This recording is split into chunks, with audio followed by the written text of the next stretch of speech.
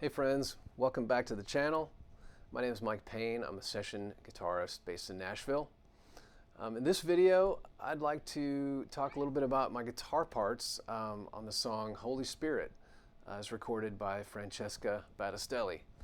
I'll break it down into 5 main parts: the intro acoustic hook, the turnaround hook where the electric guitar enters, verse 2, and there's the chorus rhythm parts, and then finally the electric lead that comes in right before the bridge.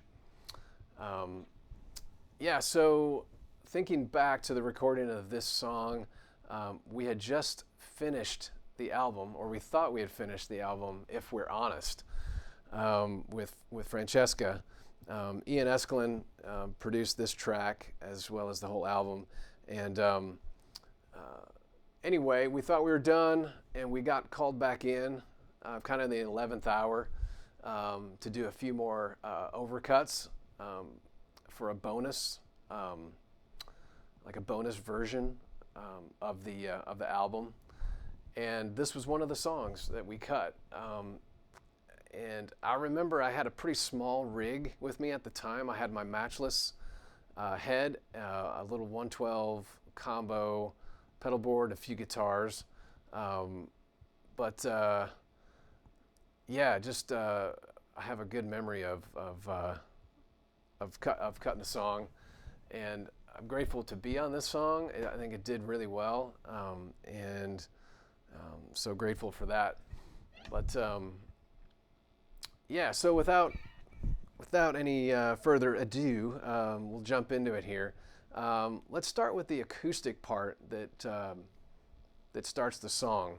I used a pick for this, and instead of doing fingerstyle, I found that it just gave a little more punch and definition, which is what I was looking for with it. But we're in the key of D, so we start with D, and the whole intro and verse is really just 2 chords. So you've got D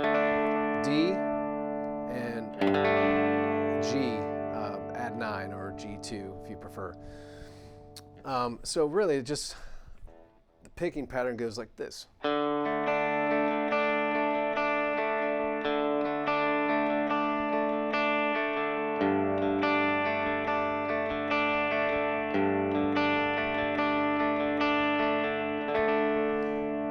So that threads all the way through intro, verse, and even into the chorus, although the chorus introduces 1 extra chord at the end, the E minor 7.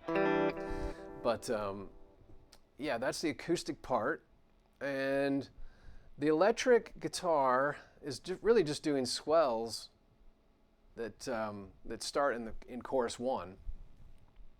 And then, but by the time the turnaround happens, the electric guitar does this kind of thing. There's stabs on this shape right here. So we got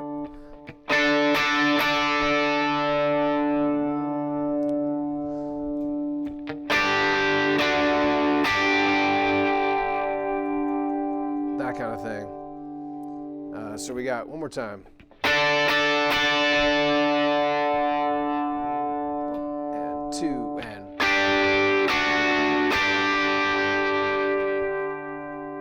And then the E minor comes in there on the turnaround, so it makes this, turns into kind of a E minor 7 sound there, and then that gets us into verse 2, and the electric guitar.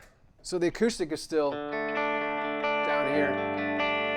So the electric comes up here in a higher inversion, and I basically arpeggiate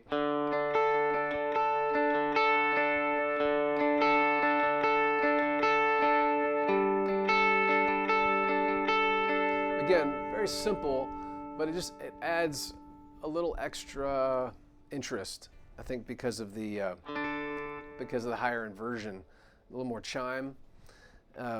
It's very simple, just right there on the D note and then the A.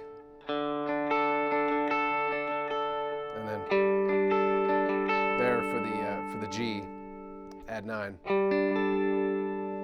So that gets us up to the chorus. And we've just got some crunchy chords in the chorus that enter. So we got...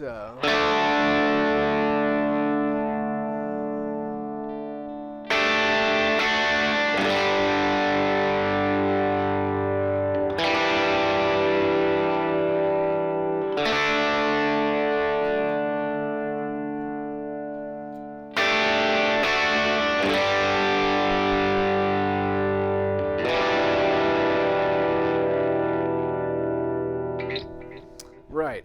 So you'll notice I have a little more crunch on that sound. I'm using my old Vox AC30 today. I don't have the matchless handy, but it gets us in the ballpark.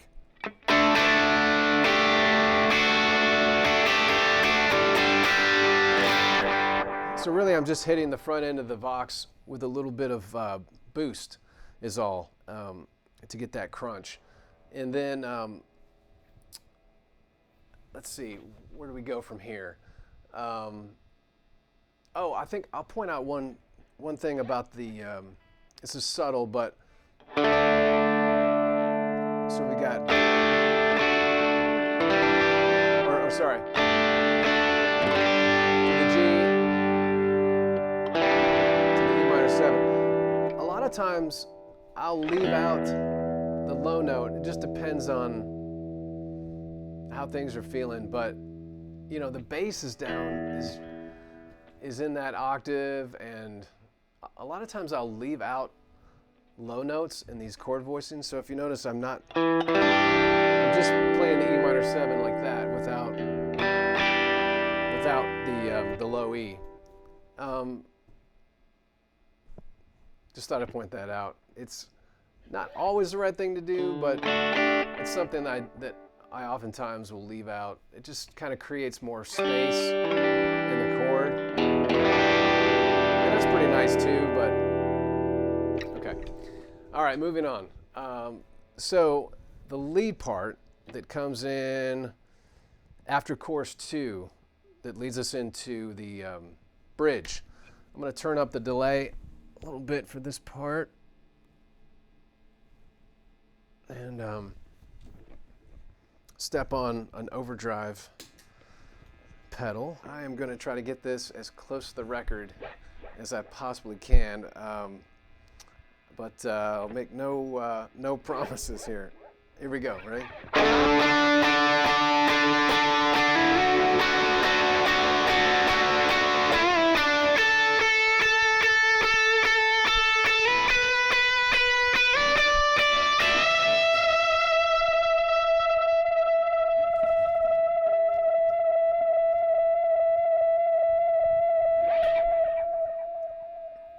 Right.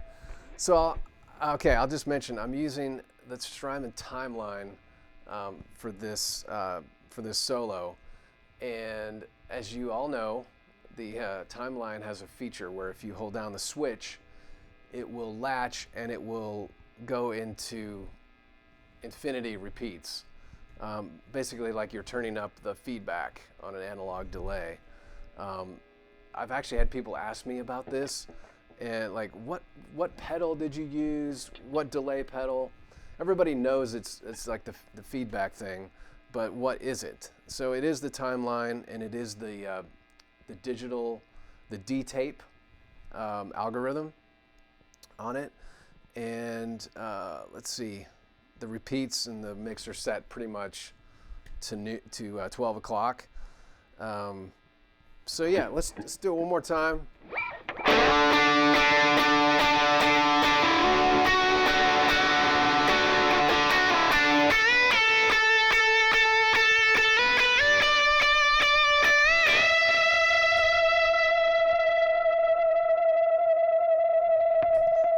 Actually, let me play it one more time. I didn't do it right. Here, one more time.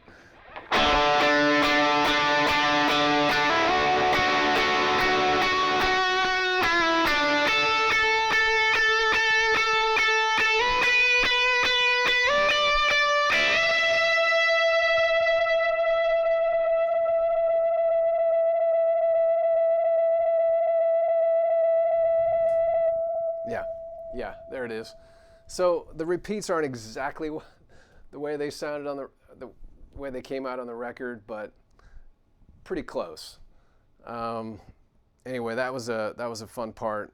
Um, I'm pretty sure I had like maybe a take or two to get that, and it just kind of fell out that way. So, um, yeah, hey, that pretty much concludes the video.